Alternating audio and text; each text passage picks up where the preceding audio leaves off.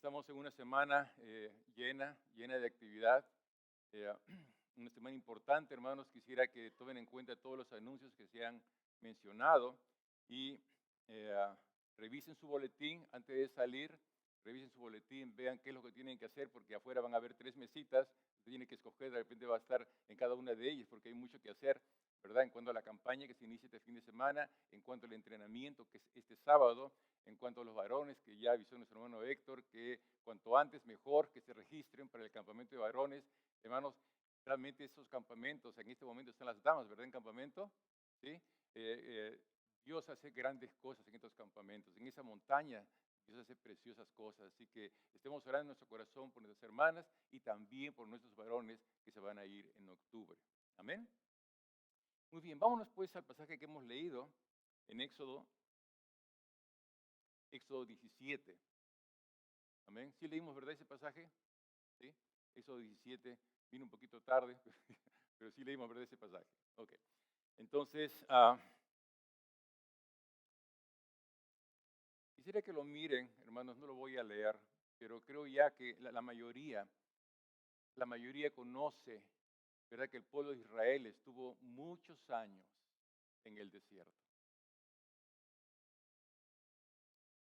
Vamos a orar al Señor ahora por la palabra de Dios. Palabra que va a ser expuesta, esperando que Dios ponga en cada uno de nosotros lo que Él tiene para cada uno de nosotros. Esa es la palabra de Dios, una palabra que no solamente habla sin pensar a quién llega, sino que habla pensando en cada uno a las cuales llega su palabra. Así que vamos a orar, vamos a pedir a Dios que sea su palabra en nosotros. Amado Dios, Señor, venimos rendidos a tus pies con todo nuestro ser, reconociendo, Señor, tu presencia en medio de nosotros, reconociendo que es tu palabra, no la nuestra, reconociendo que es tu voz, no la nuestra. Señor, seas tú, oh Dios, obrando soberanamente en cada uno de nosotros y en nuestra iglesia también. Nos ponemos, pues, delante de ti a tus pies, en el nombre de Jesús. Amén, amén. Cuando leemos el Antiguo Testamento, y algunos que lo hemos leído ya desde niños, pues realmente nos imaginamos cosas preciosas en la imagen, ¿verdad?, que tenemos cuando hemos leído este pasaje de niños. Es una imagen bien, de repente, eh, colorida en algunos momentos. Hemos leído los libritos en color, ¿verdad? Pero si hemos leído los libritos ilustrativos en blanco y negro, pues nos vamos a fijar que sea en blanco y negro, ¿no? Pero hay mucho en nuestra mente en cuanto a la historia del Antiguo Testamento. Y corre en nuestra memoria como un film cuando leemos otra vez ya de adultos este mismo pasaje. Y en verdad se queda en nuestra mente, en nuestro recuerdo, hasta como una película de ficción. Valgan verdades, hermano, porque esto es lo que hace nuestra memoria, ¿verdad? Cuando escuchamos algo, leemos algo, o sea, nos ha repetido algo, se nos queda en nuestra memoria de esa manera. O sea, no se va de la memoria, pero queda de esa manera cuando hemos leído eso que ocurrió al pueblo de Israel en el desierto, particularmente hablando. Pero sepamos, amados hermanos, que eso que hemos conocido en el Antiguo Testamento, que hemos leído en el Antiguo Testamento en esta mañana, en Éxodo capítulo 17, quiero que sepa que también está en el registro del Nuevo Testamento. El Nuevo Testamento tiene registrado, por así decir, cuando hablo en tiempo presente, es el tiempo real de la era cristiana, es el tiempo nuestro. Entonces ya no podemos quedarnos con el recuerdo del Antiguo Testamento y quedarnos con la imagen de lo leído, lo aprendido en el Antiguo Testamento, sino que por alguna razón el Señor lo toma y lo vuelve a mencionar en el Nuevo Testamento. Vamos a Hebreos capítulo 3, por favor.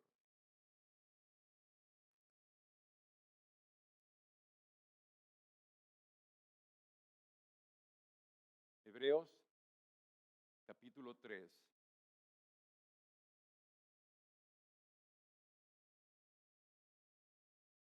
Ya casi al final de la Biblia, ya les dije, no está en el Antiguo Testamento, pero cuando hablamos de los hebreos, en algún lugar del Antiguo Testamento pueden que esté, ¿verdad? Pero está al final de la Biblia casi, ¿verdad? Entonces, Hebreos capítulo 3, lo voy a leer, ustedes sigan con la vista y van a darse cuenta en la medida que yo voy leyendo y ustedes van viendo con su vista que es prácticamente aquello que está escrito en Éxodo capítulo 17. Fíjese cómo dice. Por tanto, hermanos, santos, participantes del llamamiento celestial. Considerad al apóstol y sumo sacerdote de nuestra profesión, Cristo Jesús, el cual es fiel al que le constituyó, como también lo fue Moisés en toda la casa de Dios. Porque de tanto mayor gloria que Moisés es estimado digno cuanto tiene mayor honra que el que hizo la casa. Porque toda casa es hecha por alguno, pero el que hizo todas las cosas es Dios. Verso 5. Y Moisés a la verdad fue fiel en toda la casa de Dios como siervo para testimonio de lo que se iba a decir. Verso 6. Pero Cristo como hijo sobre su casa, la cual casa somos nosotros. Si retenemos firme hasta el fin la confianza y el gloriarnos en la esperanza. Mire lo que dice verso 7 en adelante. Por lo cual, como dice el Espíritu Santo, si oyereis hoy su voz, no endurezcáis vuestros corazones, como en la provocación en el día de la tentación en el desierto, donde me tentaron vuestros padres, me probaron y vieron mis obras 40 años, a causa de lo cual me disgusté contra esa generación y dije, siempre andan vagando en su mente, en su corazón, y no han conocido mis caminos. Por tanto, juré en mi ira, no entrarán en mi reposo. Verso 12, mirad hermanos, que no haya en ninguno de vosotros corazón malo. ¿De qué? De incredulidad, para apartarse del Dios vivo. Antes exhortándoos los unos a los otros cada día, entre tanto que se dice hoy, para que ninguno de vosotros se endurezca por el engaño del pecado. Verso 14, porque somos hechos participantes de Cristo, con tal que retengamos firme hasta el fin nuestra confianza del principio. Entre tanto que se dice, si oyereis hoy su voz, no endurezcáis vuestros corazones como en la provocación de aquel tiempo. Lo último es mío. Verso 16. ¿Quiénes fueron los que, habiendo oído, qué hicieron? Le provocaron. ¿No fueron todos los que salieron de Egipto por mano de Moisés? ¿Y con quienes estuvo él disgustado 40 años? ¿No fue con los que pecaron cuyos cuerpos cayeron en el desierto? ¿Y a quienes juró que no entrarían en su reposo sino a aquellos que desobedecieron? Y vemos que no pudieron entrar a causa de ¿qué? De la incredulidad. Hermanos, allá en el Éxodo 17, 1 al 7, el pasaje que se leyó al comienzo, todo eso se desarrolló en un lugar llamado Refidim. Los israelitas volvieron a quejarse. ¿Saben por qué razón? ¿Qué dice el verso 1? ¿Por qué razón se quejaron? Porque no tenían agua para beber. Ahora, no es una exageración, mis hermanos. Imagínense ustedes nomás, ¿verdad? Todo le puede faltar menos el agua. O sea, no queremos juzgar de que por agua nomás, pues en ese momento era todo un crucero, ¿verdad? Una caravana inmensa. Se calcula que la gente en ese tiempo estaba al borde del millón, o sea, 1 millón de personas, imagínense. Un poco más, algunos se atreven a decir que 1,5 millones de personas, pero vamos a quedarnos en 1 millón. ¿Se imaginan 1 millón de personas con sed? Y hasta se me pega un poco la lengua en el paladar. Pensando nomás que 1 millón de personas, ¿verdad? Y realmente sí tuvieron esto por la falta de agua. Nadie está diciendo que el agua no sea vital, pero que dice que se quejaron. Se quejaron por la falta de agua. Hermanos amados, no estamos hablando de la falta de agua. La Escritura nos habla acerca de la falta de fe, porque la queja en sí es falta de fe. De eso está hablando la Escritura, de eso está hablando Hebreos también. De la queja. La queja es una expresión eh, personal, es una expresión de dolor, es una expresión de pena, hasta se transforma en resentimiento. La queja, en otras palabras, mi hermano, no apunta hacia afuera, apunta hacia la persona misma que se queja. Pero cuando tú miras o escuchas a alguna persona que se queja, estás pensando en esa persona, no tanto en el motivo de la queja. Entonces la queja básicamente apunta a uno mismo. La queja es como reclamar algo que se supone que uno tiene derecho a ello, como que le pertenece algo y como que se lo están quitando. Otra vez, no es tanto el objeto de la queja, sino el sujeto que se queja. Está reclamando algo para sí mismo. De eso está hablando Éxodo capítulo 17. Eso es algo que no sucedió en ese momento solamente, sino repetidas veces por el lapso de 40 años.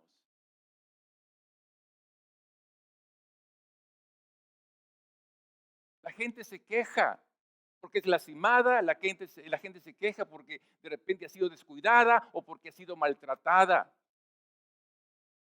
Así se sentía Israel en el pasaje que hemos leído en Éxodo 17, 1 al 7. Mis amados, otra vez, no estamos hablando acerca de la necesidad o de la sed. Se está hablando acerca de la expresión, de la queja, de aquello que es personal. Tenemos que darnos cuenta de una vez, hermanos, que la queja no agrada al Señor. La queja tiene que ver no tanto por el objeto o sujeto al cual se refiere, sino que no está confiando que le va a venir aquello que supuestamente está esperando. En otras palabras, como dice Hebreos, está hablando de incredulidad. No está creyendo que va a tener aquello que piensa que está necesitando, sea la urgencia que tenga. Tiene que ver con incredulidad, tiene que ver con la disconformidad por lo que supuestamente necesita. Otra vez, todo esto apunta a uno mismo. Todo esto está apuntando hacia la persona misma. Hermanos, la verdad es que la queja es tan peligrosa. Dice que la queja, esa actitud, lo que hace del corazón es que lo endurece. Lo endurece. Y esto es lo malo de la queja, que endurece el corazón. El corazón no necesita agua. Lo que le pasa al corazón negativamente es lo que la queja le hace al corazón, porque lo endurece. Esto es el gran problema de los israelitas cuando se quejaron. Sus corazones, dice Hebreos, que se endurecían, estaban endurecidos. No vamos a pensar que el agua endurece el corazón, por favor, ¿verdad? No vamos a hablar de eso, sino de lo que la queja o el quejumbroso o la quejumbrosa logra para sí mismo, le hace daño. Dice la Escritura que te hace daño. Le hizo daño al pueblo de Israel, nos hace daño a todos. Eso es lo que hace la queja, por eso endurece nuestro corazón. No se trata de cuán justo eres en lo que te quejas, se trata de lo que está haciendo la queja en tu corazón. Está endureciéndolo, está poniéndole en una situación muy peligrosa, muy peligrosa. Miren lo que dice el verso 2 y el verso 3, Éxodo 17. Volvamos otra vez ahí a Éxodo. Éxodo 17. ¿Qué cosa dice que hizo el pueblo? En el verso 2. ¿Qué cosa hizo? Hay una palabrita ahí que está antes de la palabrita pueblo. Altercó. Dice que, verso 2, y altercó ¿quién? El pueblo. ¿Con quién? Con Moisés. Altercó el pueblo con Moisés. Esa palabra altercar, hermanos, es delicada. O sea, no se trata de altercó como una palabra para repartirla en pedacitos. No nos damos para hablar del significado de la palabra en esa manera. Sino lo que significa básicamente es una rencilla, es un pleito. El pueblo se puso a pleito con Moisés. Su queja, que podía haber sido como quieran ustedes, elegante o como quiera, pero la Biblia dice que esa queja tenía este peso, el peso de un altercado. Altercado es un pleito, Un pleito, mis hermanos, que como dicen algunos, no se trata de estar diferencia de opiniones. El pueblo llegó a estar a punto de ir a las manos con Moisés. Eso es lo que significa altercar. Entonces, ¿a dónde lleva la queja? Si venimos ya del punto 1 a este punto 2, es peligrosa porque nos puede llevar a la violencia.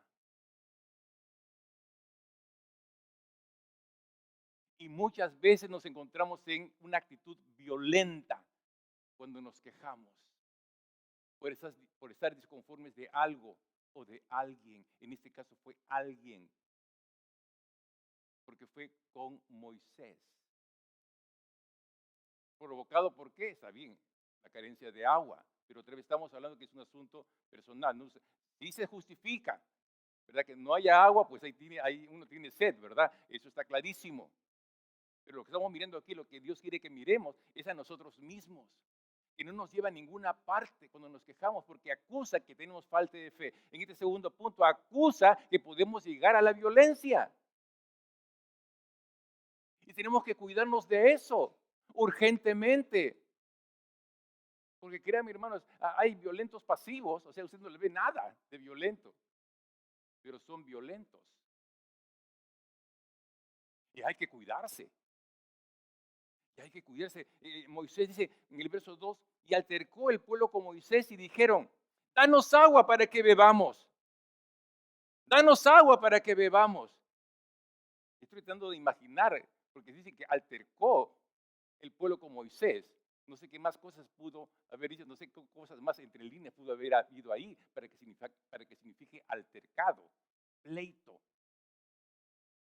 Pero eso fue lo que registra Moisés en ese documento. Así que nomás ahí me quedo. Pero su imaginación es libre, ¿verdad? Porque ¿qué más dice ahí en el verso 2? Y Moisés, ¿qué cosa les dijo?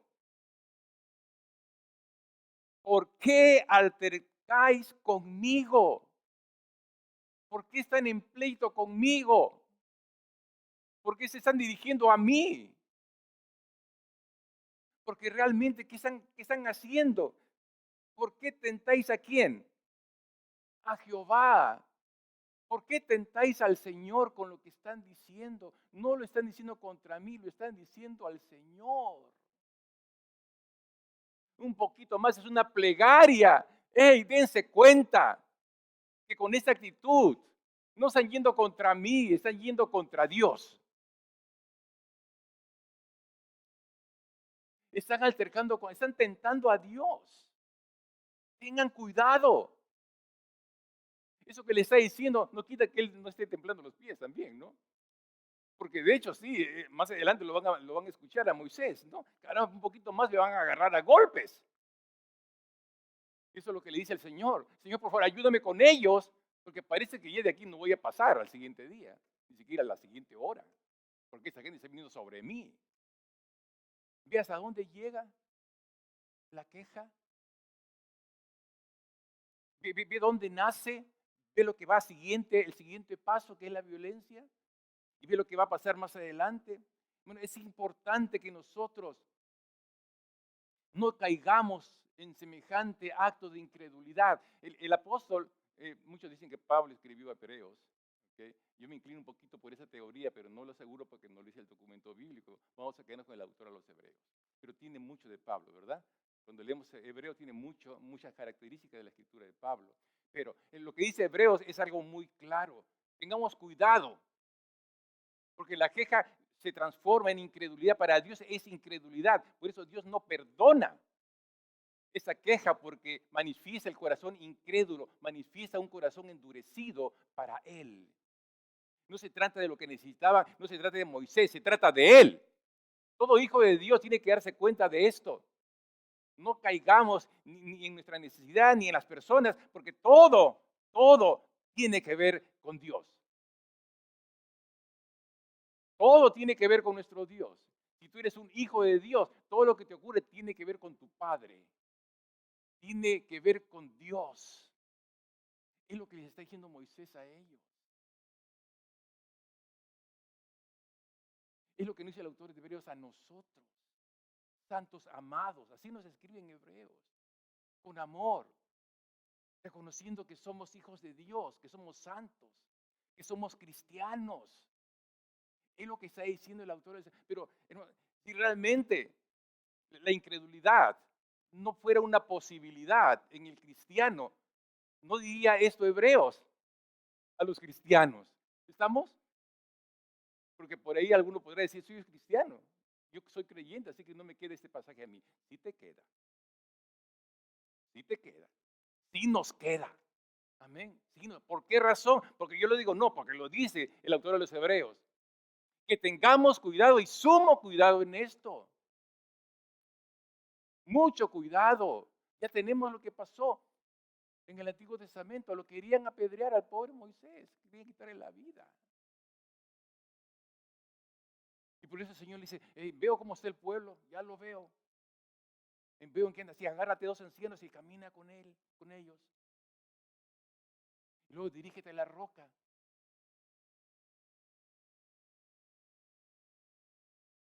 Ellos pensaban que podrían lograr lo que necesitaban reclamándole a Moisés. Hermanos, me gusta mucho cuando escucho a las mujeres, cuando oran a Dios por la provisión para nuestra casa, reconociendo a Dios como aquel que nos provee para lo que necesitamos.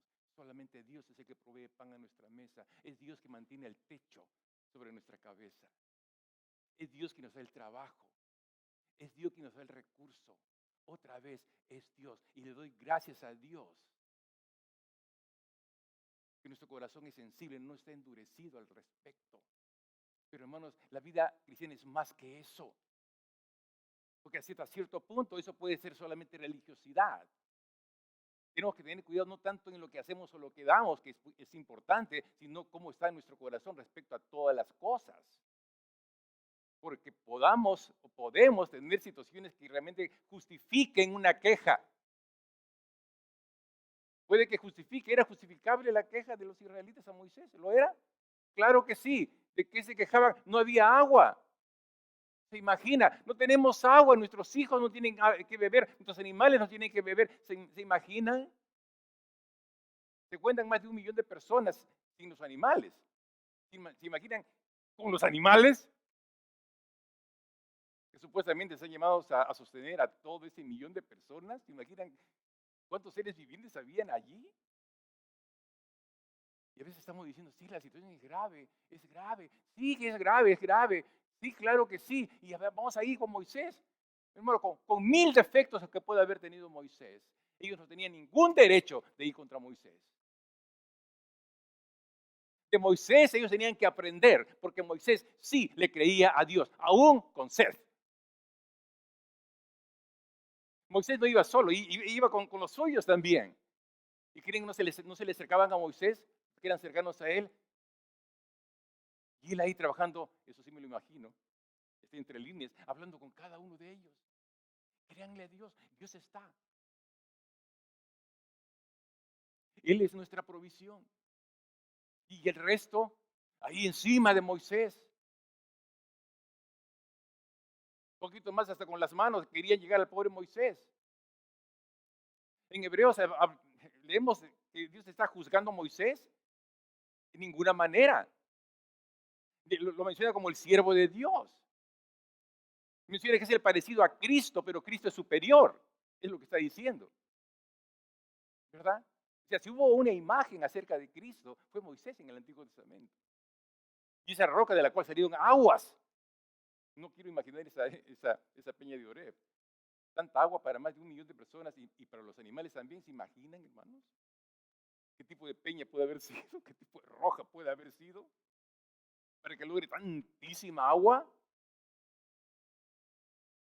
Hermanos, ese es nuestro Dios. Dios no se merece de nosotros un corazón endurecido, un corazón que está atento a lo que cree que necesita, cuando sabe que tiene todo lo que necesita en Dios. Que nuestra vida le pertenece a Dios. Que nosotros estamos llamados a depender de Dios al 101%. Eso implica incluso mi vida. Eso implica incluso que yo pierda mi vida por causa de decir yo soy un cristiano o yo soy hijo de Dios. Es lo que pasaba con los primeros cristianos. Eran capaces de ir, hermanos, allá a esa feria de los leones. Y no iban ahí a ser devorados por los leones y decían que ellos no creían en Cristo. Pero no, nosotros nunca vamos a decir aquello, porque Cristo murió por mí y yo puedo morir por mi Cristo. Y se iban allí y eran devorados por los leones.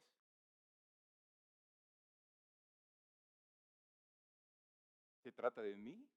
No, mi hermano. Se trata del Señor que está en ti. A este no lo pueden destruir. Amén. A este no lo pueden destruir. Él es indestructible. Y también nosotros, si hemos creído en Él, porque podrán hacer añicos nuestro cuerpo, pero hermanos, tenemos vida eterna. Nada podrá destruirnos, nada, ni lo de que está más arriba, ni lo que está más abajo, nada nos podrá separar del amor de Cristo, absolutamente nada. Esa es la lección que tenemos ahora. Guardémonos de la queja, guardémonos de vayamos construyendo un corazón duro. Y eso lo hacemos, hermanos, perjudicándonos nosotros mismos. A veces sin saber, vamos a pensar que es sin saber, hermano. Vamos a pensar que sea así, ¿verdad? Pero ahora ya lo sabes.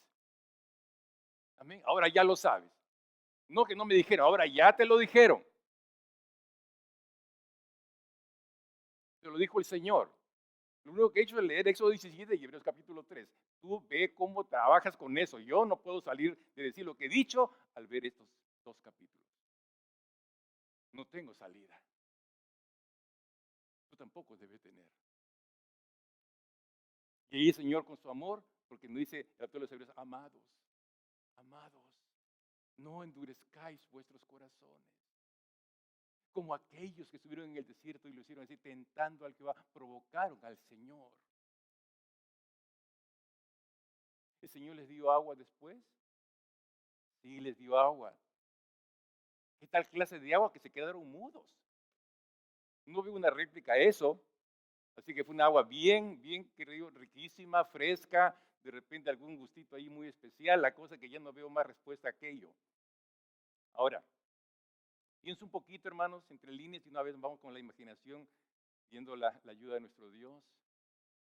¿Se imaginan qué tipo de agua le hubiera dado Dios si ellos no se hubieran quejado?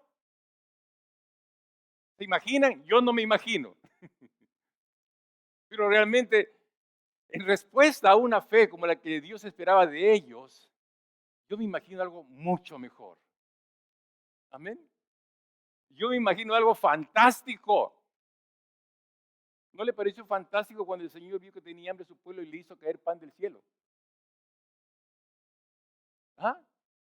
Y no solamente pan, sino que también codornices, o sea, no cualquier carnecita, buena carne. Buena carne. Alguien que ha comido codornices sabe de lo que estoy hablando. ¿Ok? Buena carne, muy digestiva y todo. Mire, imagínense si Dios hubiera visto obediencia, hubiera visto un corazón creyente, un corazón blandito, tierno delante de Él. ¿Qué tipo de agua, qué tipo de provisión hubieran tenido, hermanos? Algo fantástico que no podríamos ni siquiera imaginarlo. Lo que les dio el Señor en Éxodo 17 al pueblo de Israel fue lo que estaban pidiendo, exactamente, ni más ni menos. Eso crees que necesitas, eso vas a tener. Pero si hubiera sido al revés, si realmente hubieran confiado en el Señor, si realmente hubieran considerado que Moisés era el siervo de Dios. Moisés no podía hacer nada por su propia fuerza. Es imposible. Es imposible. Date de beber a más de 1 millón de personas con su. Es imposible. Pobre Moisés. ¿Cómo te saco agua? Le pido al vecino. Me puede dar un poquito de agua para uno de ustedes, pero 1 millón de personas. Solamente Dios lo tiene que hacer, solamente Dios lo puede hacer. Esto es, hermanos. Esto es todo lo que nosotros necesitamos. Lo tenemos que recibir de Dios. Porque solamente Dios sabe realmente lo que necesitamos, lo que realmente necesitamos en ese momento. En ese momento ellos necesitaban, hermanos, fortalecer su fe, pero también su agua. Pero si su fe estaba fortalecida, ¿qué tipo de agua? No sé qué demás cosas podría haber dado Dios a un pueblo que le agradara porque creía en Él. ¿Qué más pudo haber sido? ¿De qué se perdieron? Señor, ¿de qué se perdieron? ¿De qué nos perdemos nosotros cuando nos quejamos? Y pensamos que ganamos cuando recibimos la razón de nuestra queja. Ay, qué bueno que me escucharon, ya, qué bueno, ay, caramba. Y los que se quejan, hermanos, tienen una apariencia increíble. Pareciera que descubrieron una pólvora, ¿no? Y hasta piensan que son, ¿qué será? Pues, los héroes, cuando lo único que están haciendo es llamando la atención hacia ellos mismos. Y la Biblia dice eso. Moisés le dice, ¿por qué te quejas contra mí? ¿Por qué me hablas de esa manera a mí? Hermanos, caigamos de una vez en la cuenta. ¿Somos el pueblo de Dios o no? El pueblo de Dios le pertenece a Dios y Dios cuida a su pueblo. Es Dios quien hace milagros a pesar de nosotros mismos. Se hablaban de Moisés, que era de baja voz, que dice que no hubo más manso que Moisés. ¿Imaginen la mansedumbre de Moisés? Yo no me lo imagino. Pero ¿sabe qué? Esa mansedumbre tiene que ver con Dios. No tiene que ver con él. Y Dios lo hizo así para guiar un pueblo por 40 años. Él mismo no se calificó al comienzo, ¿se acuerdan? Oye, Moisés le dice a Dios, tú no tienes que calificarte, yo soy el que califico. Y no lo califico antes del trabajo, sino en el trabajo. ¿Había una razón para que alterguen con Moisés? No había ninguna razón. El problema no era Moisés, el problema no era la falta de agua, el problema eran ellos mismos que se quejaron delante de Dios. Este es un pasaje extenso. Quiero ver el verso 7, hermanos. Éxodo capítulo 17, verso 7. Esta pregunta es terrible. Verso 7.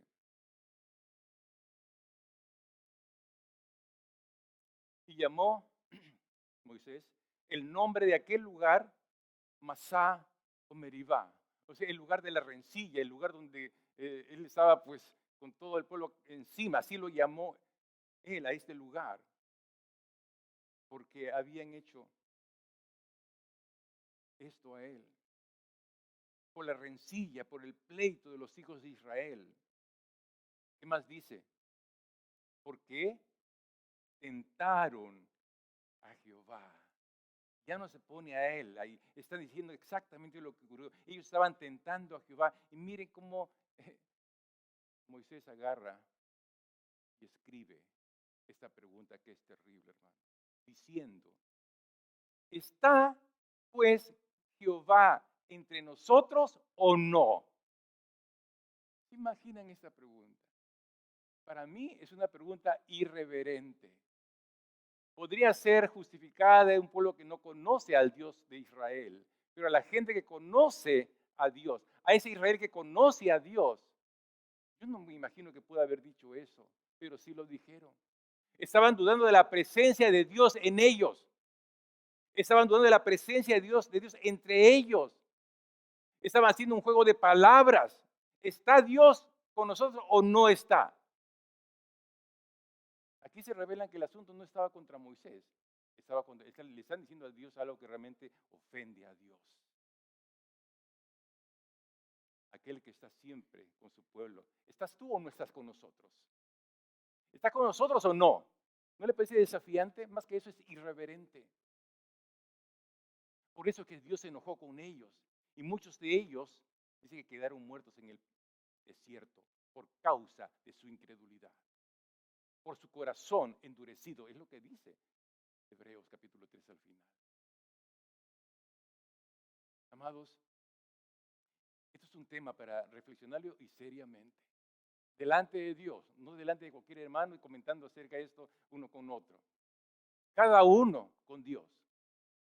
Cada uno con Dios. Señor, guárdame de un corazón que se esté endureciendo.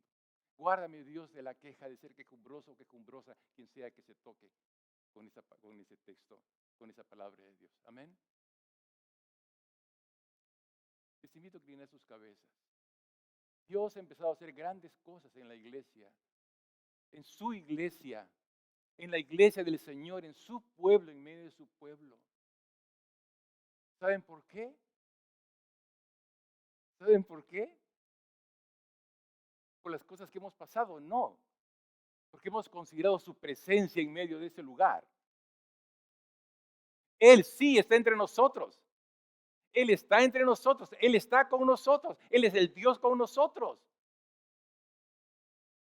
Y Dios se va a seguir manifestando gloriosamente, inexplicablemente para los otros que están consintiendo que su corazón se les endurezca. Otra vez, mi hermano, el autor de los Hebreos le está hablando a los cristianos. O sea que sí es posible, por eso estamos llamados a revisar nuestro corazón. Señor, Señor, Señor, Señor, no quiero endurecer mi corazón porque hoy estoy escuchando tu voz. Hoy estoy escuchando tu voz. Guárdame, Dios. Guárdame, Señor, del pecado, de la incredulidad. Guárdame, Señor, de que esa queja persista en mí, porque está acusando falta de fe en mí. Amado Dios, delante de ti estamos. Frente a tu palabra, Señor, no nos escapamos, no queremos escaparnos de tu palabra, porque tu palabra tiene ese cuidado de nosotros. Y si estamos, Señor, descuidándonos en nuestra fe, tú nos llamas, Señor, con tu palabra, con amor, con advertencia, para que podamos darnos cuenta de que estamos en mala ruta. Hemos agarrado un mal camino. Señor amado, toma mi vida en tus manos. Entrego mi necesidad en tus manos. Tengo sed, Señor. Dígale a mi hermano. Tengo sed. Esta es mi necesidad. Pero no vengo a nadie más, solamente vengo a ti. Porque solamente tú sabes si realmente necesito agua o necesito más fe. O si necesito creer realmente en ti como debo creer. Mi amado hermano, hermana, este es Dios hablándote en esta mañana. Este es Dios hablándome a mí. Este es Dios hablándonos a nosotros. ¿Qué le vas a responder al Señor en esta mañana? No lo digas en voz alta, solamente permíteme orar por ti en esta mañana. Si quieres ponerte de pie, ponte de pie. Ya lo que fuere, ponte de pie si quieres hacerlo.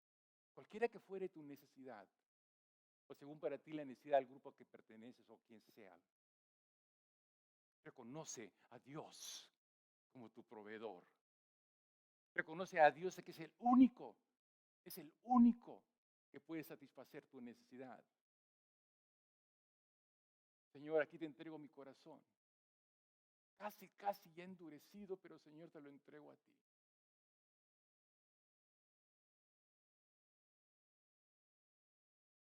Alguien más se quiere poner sobre sus pies para pedirle perdón a aquel que espera que reacciones.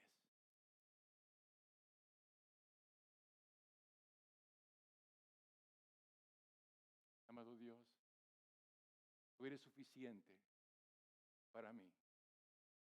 Tú eres suficiente para cada uno de nosotros, Señor. Gracias, Padre, por hablarnos en esta mañana. Mientras que el grupo de alabanza puede pasar, por favor. Señor, tú conoces mi real necesidad.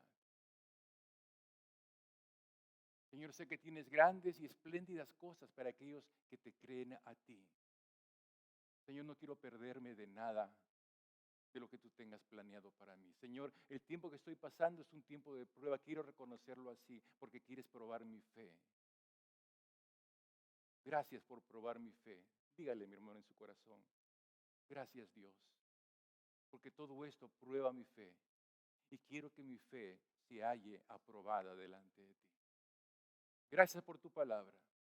Gracias, Señor, por esta llamada de atención. Gracias, Señor, por esa advertencia. Señor, muéveme. Muéveme a ese lugar donde tú quieres que yo esté en términos de la fe. Enséñame, Señor, a mirarte a ti y esperar de ti y de nadie más algo. Que todo lo que yo pueda tener venga de ti. Mi necesidad, todo lo que yo necesite, tú lo sabes. Y, Señor, toma mi vida y hazme un hombre de fe. Hermana, dígala, hazme una mujer de fe. Que aprenda cada día a confiar 100% en ti, aún que nuestra vida corre peligro. Tu vida ha sido salvada, ha sido comprada por sangre y tienes vida eterna. Gracias, Señor, en el nombre de Jesús. Amén.